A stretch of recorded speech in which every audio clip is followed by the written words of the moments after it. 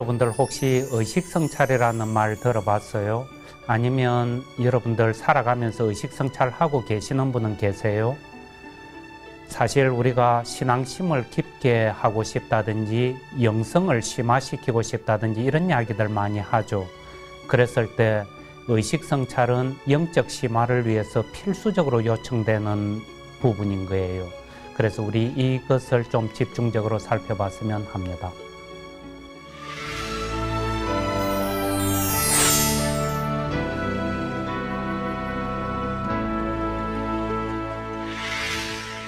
성부와 성자와 성령의 이름으로 아멘.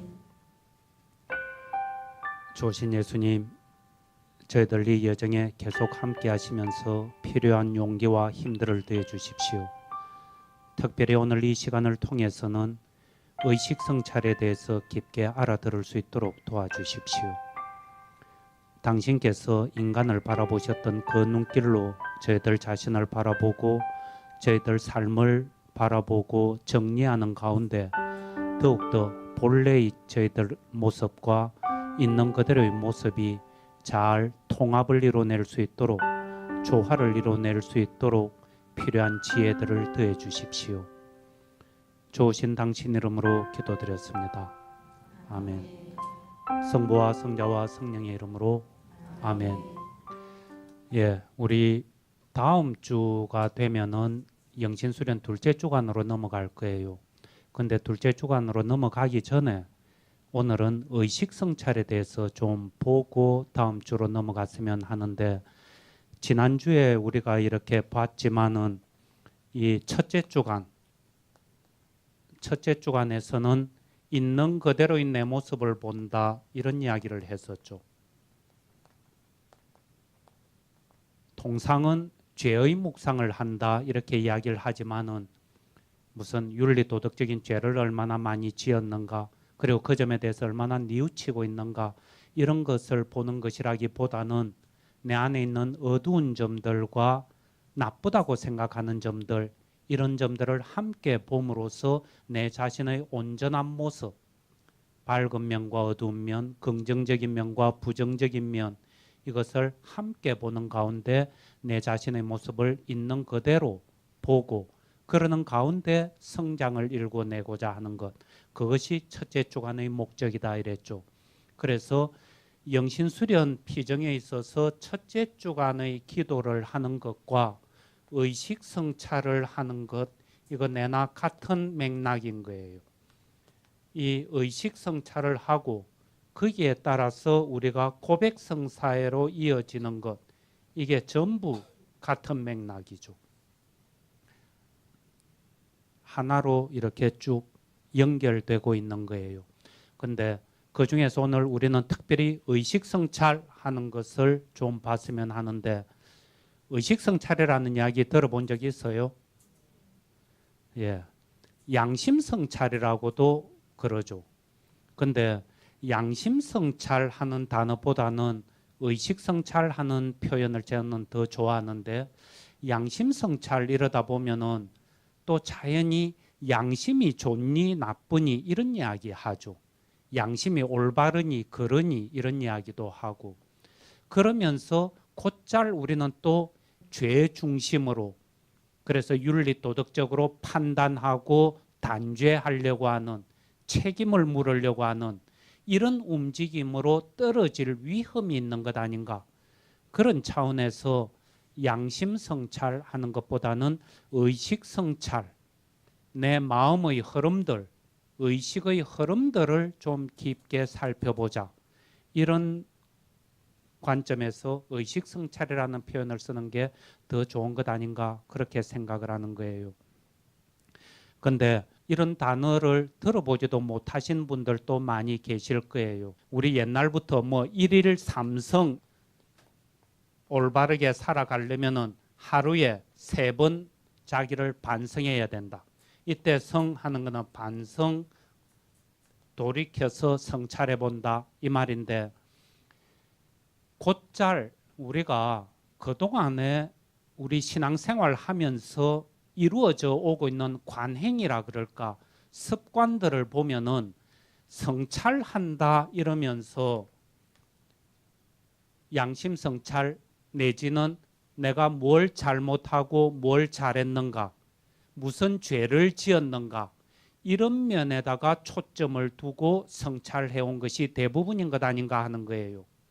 그러면서 늘 내가 잘 살아왔는가 잘못 살아왔는가 그것 성찰하고 거기에 따라서 반성하고 반성에 따라서 다시는 그렇게 하지 않겠다고 결심하려고 하고, 근데 그런 식의 어떤 성찰들, 이것은 첫째 주간 이 묵상하고 관련지어서도 이야기를 좀 했다고 느껴지는데, 그런 식의 성찰은 어떤 면에서는 우리 영혼을 해방시키고 건강하게 만드는 것보다는 오히려 영혼을 죽이는 수가 생기는 것 아닌가, 우리의 생명력을 오히려 갉아먹게 되는 것 아닌가, 이런 점에서 의식성찰이라든지 양심성찰 자체를 올바르게 이해하고 제대로 사용하지 않으면은 어쩌면은 독이 될 여지도 있다.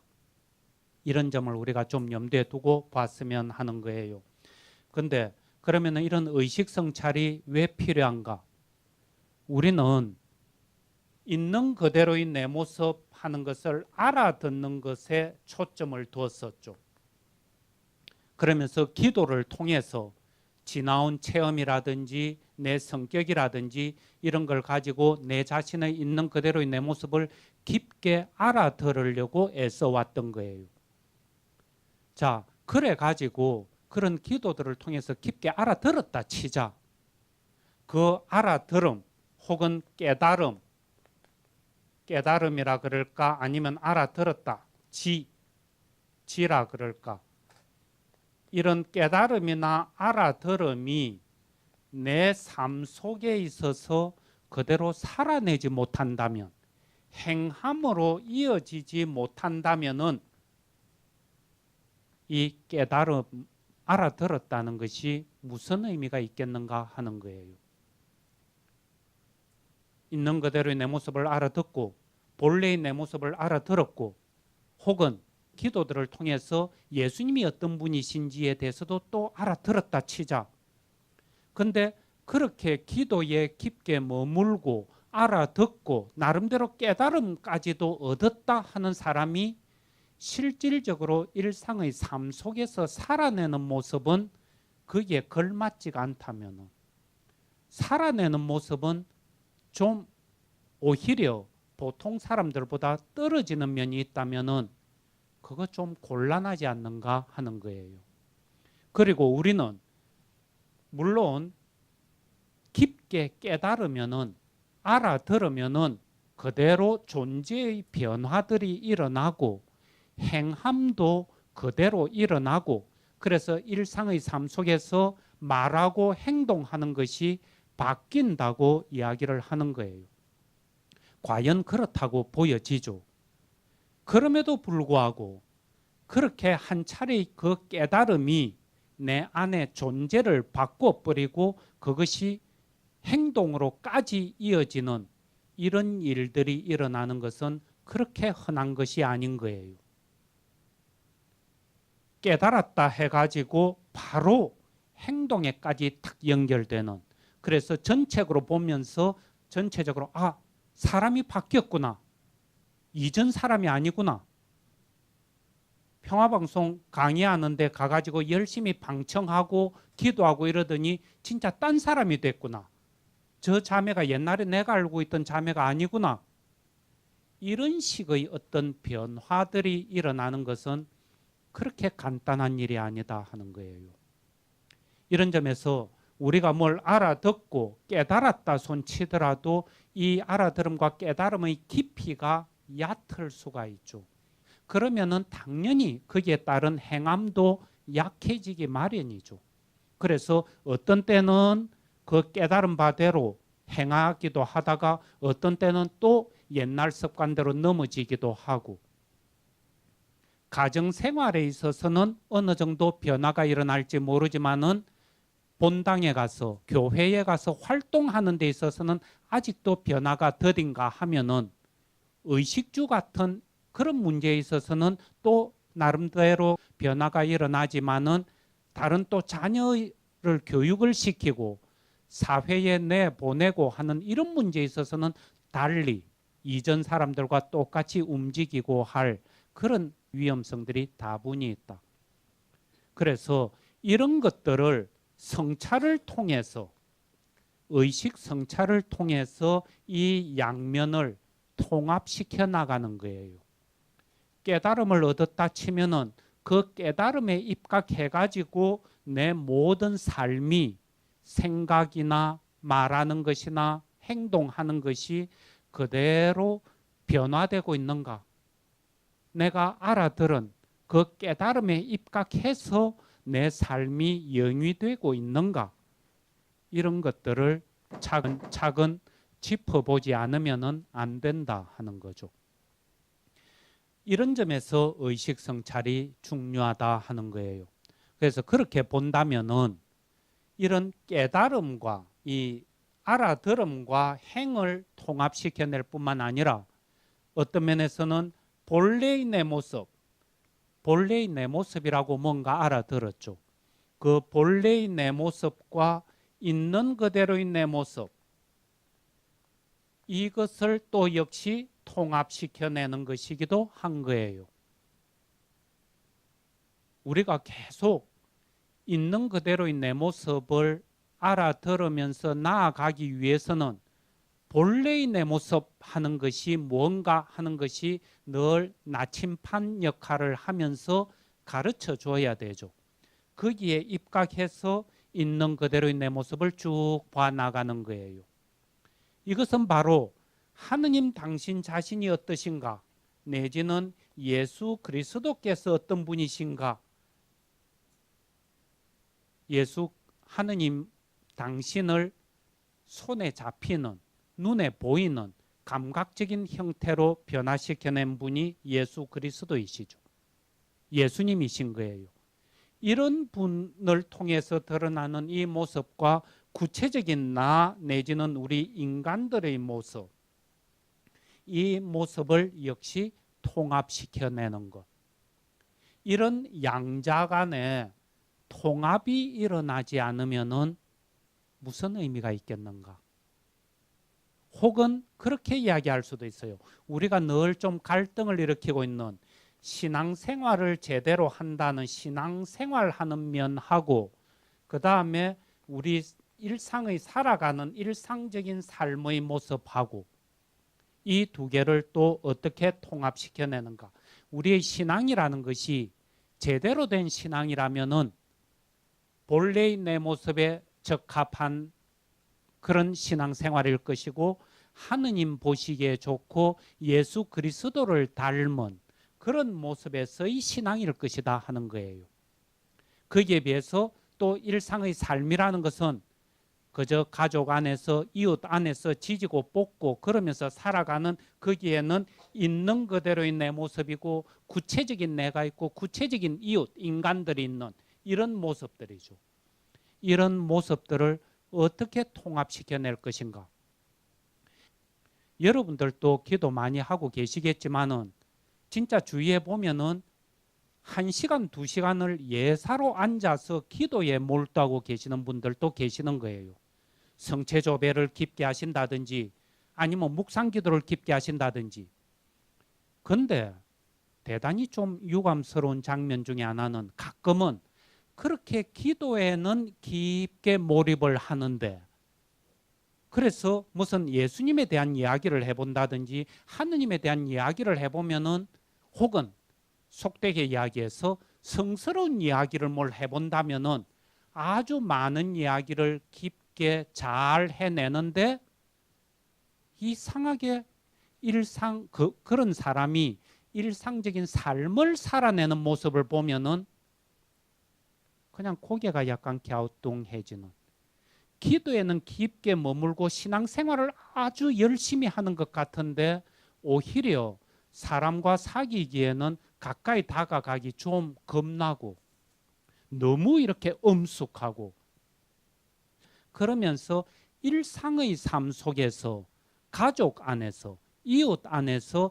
더불어서 편안하게 걸어가는 데는 좀 뭐가 나는 듯한 이상한 느낌을 좀 주는, 막말로 극단적으로 이야기해버리면은 약간의 좀 비정상적인 광신의 흐름에 다가가는 듯한 그런 느낌을 언뜻 던져주는 이런 모습들 종종 보죠. 이런 것들 전부 이런 통합에 있어서 실패해버린 것이다. 두 개를 갈라쳐 놓고 하느님이 중요하고 인간은 덜 중요하고, 신앙생활이 중요하고 삶은 덜 중요하고, 그저 먹고 자고 차 마시고 텔레비전 보고 이런 거는 개도하고 소도하고 다 하는 것, 그건 그냥 시덥잖은 것. 그러면서 나는 거룩한 기도에 머물고 감실 앞에서 성체조배에 깊게 빠져들고, 그러면서 그 안에서 깊은 위로와 힘을 얻고 일상의 삶 속에 돌아오면은 오히려 어정쩡하게 생뚱맞게 생경스럽게 막 움직이는 것, 이런 모습을 우리는 바람직하다고 볼 수 없는 거예요. 예수님 당신 자신의 공생애를 봐도 너무나 뚜렷하게 드러나죠. 예수님만큼 영성이 깊은 분이 계셨겠어요? 예수님만큼 하느님 아버지와 일치된 분이 계셨겠어요? 근데 그런 분이 늘 일상의 삶, 이거는 시덥잖은 것, 그저 목매한 중생들이나 지지고 볶고 사는 것, 그러면서 나는 거룩한 이야기나 하고 거룩한 기도에 머물고 거룩한 몸짓이나 하고 있고, 그랬다면은 예수님 주위에 그렇게 많은 사람들이 몰려들고 예수님을 좋아했을까? 이거는 대단히 중요한 문제인 거예요. 지금 제가 조금은 극단적인 예를 들어버려서 그렇지 정도 차이가 있을 뿐이지, 정도를 조금 떨어뜨리면은 이런 점에 있어서 불일치를 일으키고 있는 사람들을 많이 보는 거예요. 기도에 몰입한다, 신앙생활에 충실한다 이러면서 가정에 불충실한 것. 어머님들 같으면은 자녀들을 돌보고 남편을 보완하면서 뒷바라지하고 하는 이런 점들, 이런 점들에 있어서 소홀하다면은 그 신앙은 잘못된 것이라고 보는 거예요. 예수님은 그런 식으로 움직이지 않으셨다는 거예요. 그래서 예수님은 그토록 먹고 마시고 어울리는 것을 좋아하셨던 것 아닌가. 예, 좀 성격이 내성적이고 소극적이라서 너무 막 사람들하고 만나고 있으면은 에너지 뺏기고 좀 힘든 그런 사람들도 얼마든지 있죠. 그건 괜찮아요. 그러는 거는. 그러더라도 만나는 자리에서는 편안하게 이야기를 하고 편안한 가운데 신앙 이야기도 하고 하느님 이야기도 하고 이러는 거지, 쉽게 말해서 그냥 티를 내는 것, 이거야말로 진짜 아직도 갈 길이 멀었고 알아들음이 아주 약하다고 보는 거죠. 이런 점에서 양자를 통합하기 위해서 내가 알아들은 것과 내 삶의 모습을 일치시켜내고 조화를 이뤄내기 위해서 너무나 중요한 거예요. 이 의식 성찰이야말로 기도하고 맞물려서 우리 영적 여정에 있어서 두 개의 큰 축인 거예요. 기도에 머물지 않고 의식 성찰하지 않으면서 내 영성을 심화시키겠다, 신앙생활을 좀 더 깊게 해 나가겠다 이러면은 이건 거짓말이다 하는 거예요. 풀장에 한 번도 안 들어가면서 나는 수영 선수가 돼서 금메달을 따겠다고 덤비는 것하고 꼭 마찬가지인 거예요. 이런 점에서 의식 성찰, 이거는 아무리 강조해도 지나침이 없다. 이냐시오 성인께서 의식 성찰을 아주 강조하셨죠. 예수회원들이 지금도 그렇지만은 이냐시오 성인 당시에도 꽤나 바빴던 모양이죠. 사도직 하느라고. 그래서 가끔은 성인께 찾아와 가지고는 예수회원들이 기도, 내가 지금 요즘 일 때문에 너무 바쁘고 힘드니까 기도를 좀 안 할 수 있도록 관면을 해 주십시오. 이러면은 관면을 주셨다 그러는 거예요. 그래, 기도하지 말고 그러면은 사도직에 충실해라. 근데 의식 성찰에 대해서는 일절 관면을 주신 적이 없다 그러는 거예요. 이거는 반드시 해야 된다. 이것 하지 않으면 안 된다. 그리고 기도하고 의식 성찰, 이것이 우리 영적 여정에 있어서의 큰 두 축이라 그랬는데 어떻게 좀 다른가? 이 기도하는 것은 어느 하나의 주제에 몰두해 가지고 기도를 하게 되겠죠. 근데 의식 성찰하는 것은 내 삶 전체, 내 존재 전체를 놓고 살펴보고 기도하는 것인 거예요. 그 의식 성찰도 어떤 의미에서는 아주 넓은 의미에서는 기도다라고 이야기할 수도 있겠지만은 보통 우리가 묵상기도라든지 복음관상기도라든지 이런 차원에서 기도하는 것하고는 이건 다르죠. 그래서 이 의식 성찰을 어떤 식으로 할 것인가, 그런 의식 성찰을 해 나가는 방법, 이런 것하고 관련지어서 보면은 더욱더 기도하고의 차이점이 보이는 거예요. 그래서 의식 성찰한다는 것은 쉽게 말해서 눈 떠서부터 지금까지, 아침에 일어나서 눈 떠서부터 지금까지 내 삶 전체가 어떻게 흘러왔는지 그것을 쭉 살펴보는 거예요. 그리고 의식 성찰을 한다 이러면은 원칙적으로 하루에 2번 정도 하면은 바람직하고 좋다 싶어요. 그게 정 안 되면은 하루에 끝에 한 차례만 하면 되겠지만은 보통은 2차례 정도를 하는데, 점심 무렵에, 점심 식사 전이든 식사 후든 그때 한 번 하고, 그 다음에 저녁에 자기 전에 한 번 하고, 이런 식으로 2번 하면 되는 거예요. 그리고 이거는 의식 성찰하는 거는 시간은 딱히 정해져 있는 시간은 없지만은 통상 우리가 생각하는 거는 15분 정도 한다. 그냥 15분 남짓. 만약에 저녁 때 한 차례만 하게 되면은 15분보다 조금 더 길어질 수도 있겠죠. 그렇게 하는데, 그럼 점심 때 만약에 한다 이러면은 진짜 아침에 눈 떠서부터 지금까지 의식 성찰할 때까지의 내 삶의 모습, 내 존재가 어떻게 문양을 그리면서 쭉 걸어왔는지 그 모습을 살피는 거예요. 그 다음에 저녁 때 또 한 차례 한다 이러면은 점심 때 의식 성찰한 그 이후부터 저녁 때 자기 전까지 또 그 시간에 어떤 식으로 내가 살아왔는지, 내 안에서 어떤 움직임들이 있었는지 그것을 쭉 살피는 거예요. 근데 이런 기도는 지난 시간에도 이야기를 했지만은 기도할 시간이 없는데요 하는 거 별로 믿을 수가 없다 그랬죠.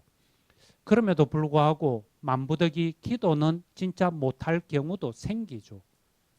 정말 바쁘고 정신없이 어떤 일에 휘둘리다 보면은 기도하기가 어려워지기도 하는데, 그럴 때조차도 의식 성찰은 할 수 있고 해야 된다.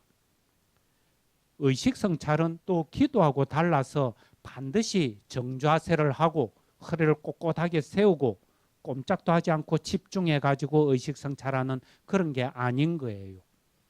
훨씬 더 자유롭고 편안한 가운데 기도하는 거예요. 그러니까 예컨대 뭐 산책을 하면서 의식 성찰을 해도 좋고, 소파에 편안하게 앉아서 차라도 한 잔 마시면서 의식 성찰을 해도 좋고, 만약에 직장 같은 데서 일을 하는 분 같으면은 그 퇴근길에 지하철 안에서, 버스 안에서 성찰을 해도 좋고, 이런 의미에서 훨씬 더 자유롭고 편안한데, 그럼에도 불구하고 이 의식 성찰을 통해서 기도한다는 것은 그렇게 수월한 것은 아닌 거예요. 우리가 첫째 주간의 기도를 할 때도 그랬지만은, 이 첫째 주간의 기도는 과거의 내 체험이라든지 어떤 내 성격, 기질 이런 걸 가지고 기도한다 그랬죠. 근데 이런 체험이나 성격을 새로운 눈으로 읽어 드릴 때까지 반복해서 기도한다 그랬죠. 그래서 그 기도가 수월한 것이 아니다 그랬죠. 만약에 우리가 좀 있으면 둘째 주간 들어가면은 성경을 가지고 깊게 기도하게 될 텐데, 어떤 면에서는 성경을 가지고 기도하는 것이 기도 생활에 좀 진보하고 있는 사람 같으면은 좀 더 수월할지 몰라요. 그저 예수님 모습 이렇게 보면서 예수님 생각들을 좀 더듬어 보고 예수님 스타일을 몸에 좀 익히고, 이런 거는 어떤 면에서는 오히려 쉽다. 근데 이런 체험이나 성격을 가지고 기도하고 의식 성찰을 하고 이러는 것은 구체적인 내 삶 속에서 하느님께서 어떻게 움직이고 계시는지, 성령께서 어떻게 활동하고 계시는지 이것을 읽어드리는 것이니까 어떤 면에서는 훨씬 더 어려울지도 모르겠다. 사실 어렵다. 그죠? 어떤 면에서는 큰 사건이 우리의 삶 속에서 일어날 경우도 있지만은 매일매일의 삶을 따지고 이렇게 보면은 늘 어떤 면에서는 다람쥐 쳇바퀴 도는 듯한 일상적인 삶이 반복적으로 계속되고 있는 것 아닌가. 그런 별 특별한 것도 없고 유별나지도 않은 그런 내 삶을 들여다보면서 그런 평범한 가운데 하느님의 손길, 성령의 움직임, 이런 것들을 읽어드리려니까 만만한 게 아닌 거예요. 그런 점에서 좀 어려움들이 있다. 그래서 의식 성찰을 해 나간다 해가지고 하루 이틀 사이에 뭐가 막 알아듣는 것들이 있고 내 안에서 변화가 막 일어나고 그런 것은 아닌 거예요. 그럼에도 불구하고 꾸준히 오랫동안 이 작업을 해 나가다 보면은 나도 모르는 가운데 내 체질이 바뀐다 그럴까? 근본적인 내 성향, 기질 이런 것들이 조금씩 바뀌어 나가는 거예요. 이런 점에서 의식 성찰을 진지하게 받아들인다 그럴까? 성실한 자세로 의식 성찰에 임할 필요가 있겠다. 그런데 이 의식 성찰을 할 때 무엇보다도 유념해야 될 것은, 아까도 초반에 잠시 말씀드렸지만은 의식 성찰, 양심 성찰 이런 이야기를 하면서 성찰한다 그러면은 곧잘 내가 뭘 잘했는가, 뭘 잘못했는가, 잘한 것과 잘못한 것을 OX로 동그라미, 가위 이런 식으로 점수 매겨 나가는 것, 이런 식으로 성찰할 위험이 너무나 많은 거예요. 그러면서 여기에 잘못된 것들을 쭉 보고 다시는 내일은 앞으로 이런 것을 고쳐나가겠다, 안 하겠다 이러면서 결심하는 것, 그렇게 매일매일을 살아가는 것, 이런 식의 태도를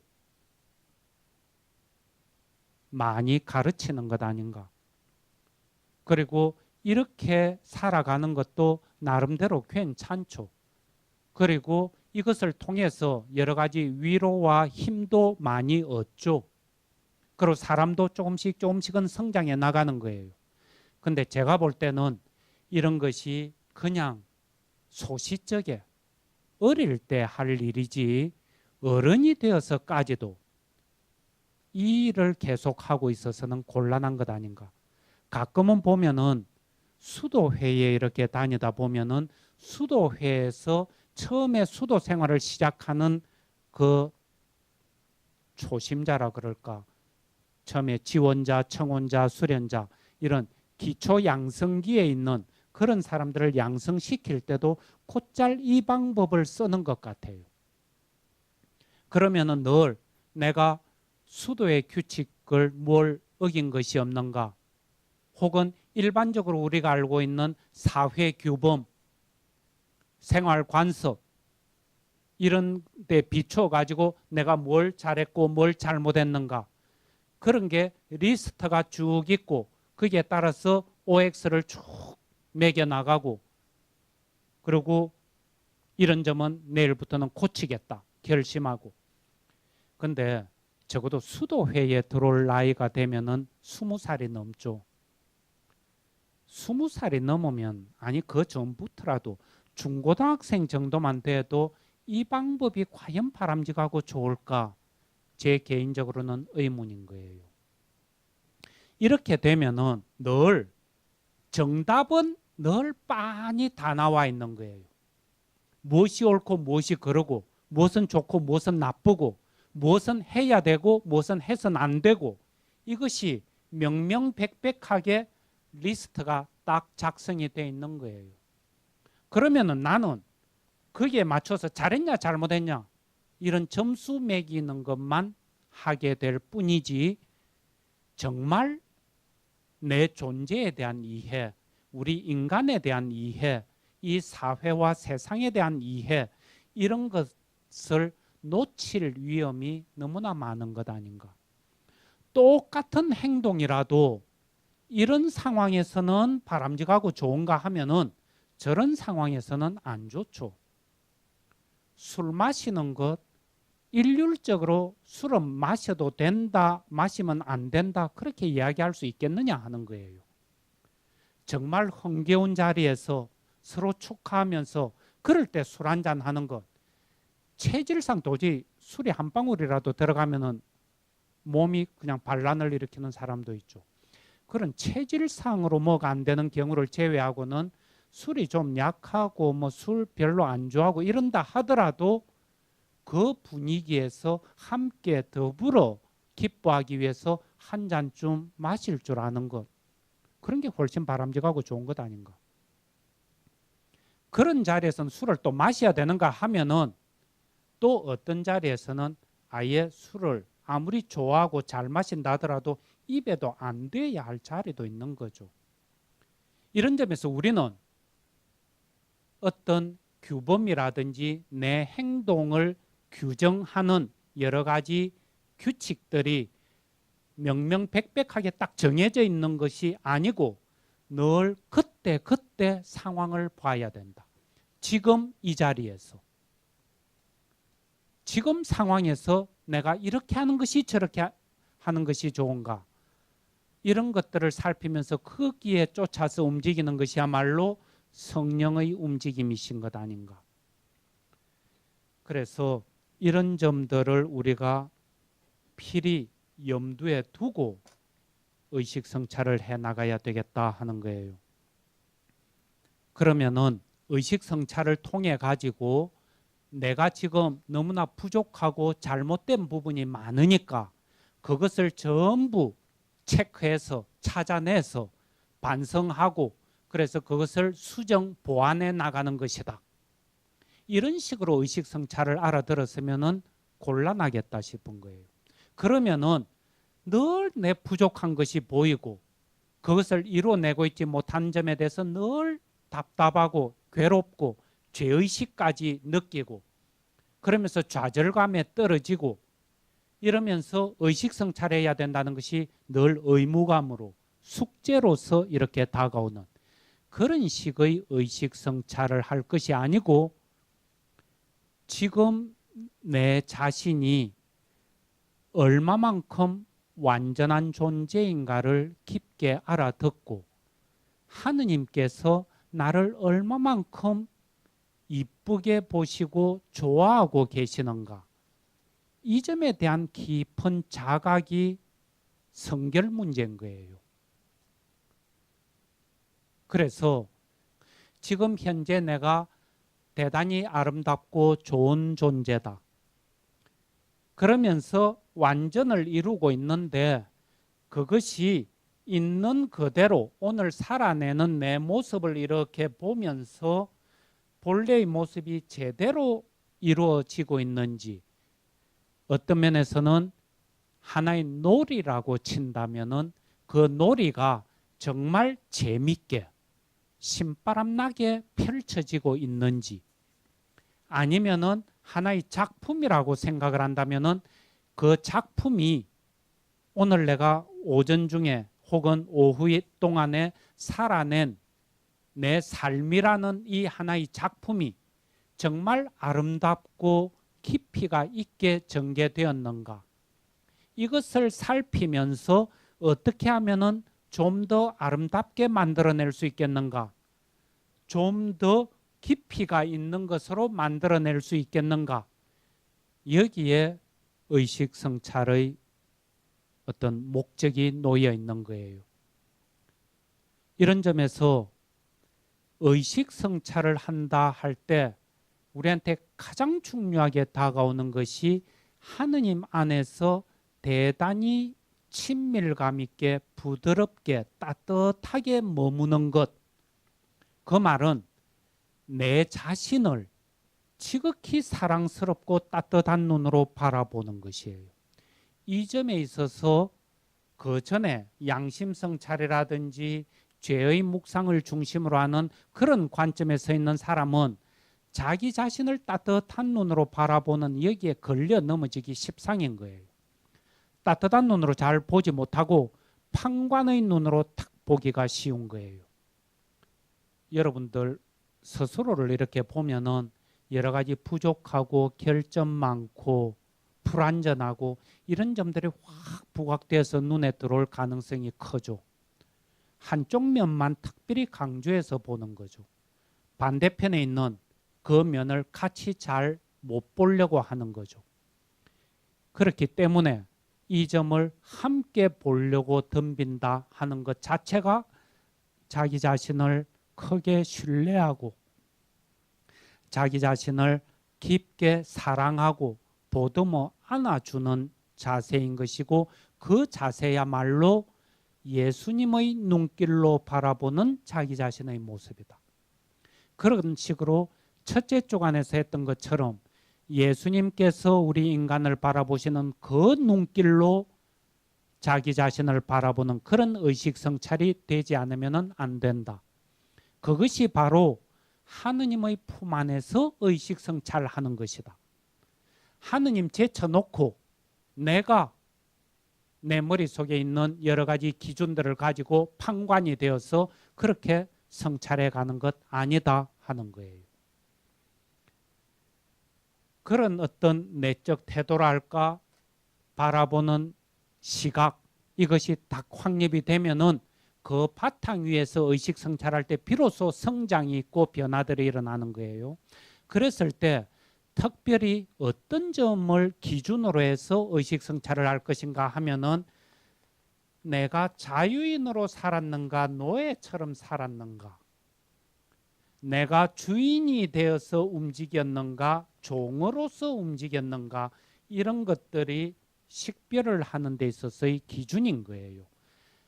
내 자신의 작품성을 본다 할 때 혹은 놀이를 얼마나 재미있게 하고 있는가 하는 것을 볼 때 그런 평가 기준이 자유인인가 노예인가 주인인가 종인가. 아침부터 일어나서 쭉 지내온 것을 보면서 그냥 남편이 별 뜻 없이 지나가는 말로 뭘 이렇게 자기 처갓집하고 관련돼서 이야기를 한마디 툭 던졌는데 그것 때문에 그냥 빨 꺼내가지고는 막 언쟁이 벌어지고 그랬다. 그러면은 그걸 의식성찰하면서 쭉 보면서 내가 그때 그런 것들을 이런 요소 남편이라는 사람이 평소에 내 집안을 잘 건드리곤 했다. 그런다 손 치더라도 남편이 어떤 맥락에서 그런 이야기를 하는지 또 남편 안에 있는 여러 가지 밝음과 어둠의 모습이 어떤 것인지 그런 것들을 깊이 있게 이해하고 그것을 내가 자동적으로 조절을 하지 않고 남편이 그냥 이런 반응을 나타내면은 거기에 따라서 나도 맞받아치는 식으로 즉각적인 반응을 탁 일으키는 그런 식의 움직임은 노예의 모습이고 종의 모습이죠. 이런저런 점에 있어서 내가 정말 주위의 여건에 쫓아서 상황에 휘둘리면서 그렇게 움직이고 있는가 아니면은 그런 상황의 변화들을 내가 취사 선택하면서 그렇게 움직이고 있는가?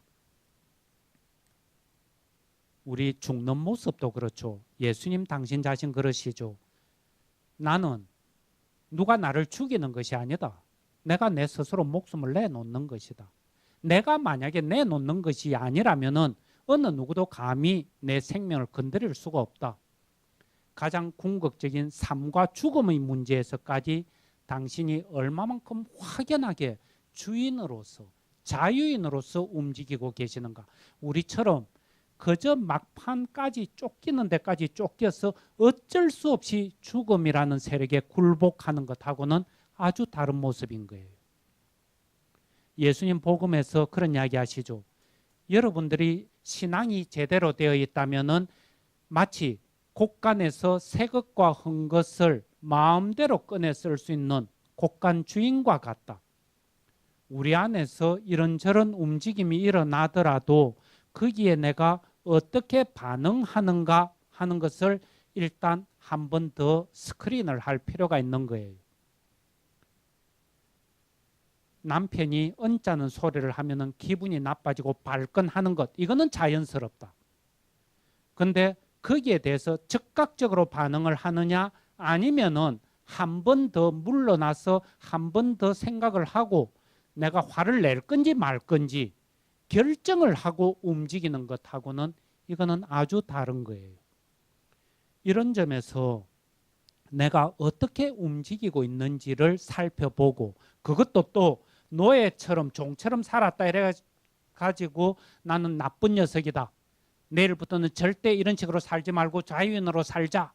이런 식으로 결심하자는 것이 아니고 노예처럼 살면서 종처럼 살면서 내 삶이라는 이 작품이 얼마나 작품성이 떨어져 버렸는지 아름다움이 얼마만큼 떨어져 버렸는지 생명력이 얼마만큼 떨어져 버렸는지 그것을 보면서 좀 더 아름답게 만들자. 오늘은 요 정도 만들어 봤는데 성에 별 안 차니까 내일은 좀 더 이쁘게 아름답게 만들자. 거기에는 그런 식으로 움직이는 데는 무슨 의무감, 책임감 이런 것이 있는 게 아닌 거예요. 그저 작품에 대한 사랑, 사람에 대한 사랑, 내 자신, 하느님에 대한 사랑 이런 것 때문에 절로 움직이는 것이지. 이런 식의 의식 성찰들이 계속 일어날 때 우리는 암과 행함이 일치하게 될 것이다. 그리고 알아들었다 하는 것이 정말 본래의 모습대로 더욱더 깊어질 것이다. 우리가 아는데요 하는 것도 그 아는 것이 청차가 아주 다양하게 펼쳐지는 거예요. 행함이 따라 붙을 때 비로소 이 암하는 것의 그 깊이가 점점 더 깊어지는 것. 알미 제대로 완성되는 것은 행함이 같이 따라 붙을 때 비로소 우리의 알은 완성되는 거예요. 그 전까지는 그저 피상적이고 얕은 암만 일어나는 것 아닌가. 이런 점에서 별 부담 없이 가볍게 하면서도 깊은 큰 그런 열매를 거둬낼 수 있는 이 의식성찰 빠뜨리지 않고 잘 할 수 있도록 그리고 이런 의식성찰을 깊게 나가는 가운데 내 삶 속에서 진짜 하느님께서 움직이고 계시구나. 성령의 움직임이 이렇구나 하는 것을 알아듣고 우리 각자의 존재와 삶을 심화시켜 나갈 수 있도록 그런 청을 계속 드리면서 걸어갈 수 있었으면 합니다. 네, 오늘 여기까지였습니다. 영광송으로 마치겠습니다. 영광이 성부와 성자와 성령께 성부와 성자와 성령의 이름으로 아멘. 수고했습니다.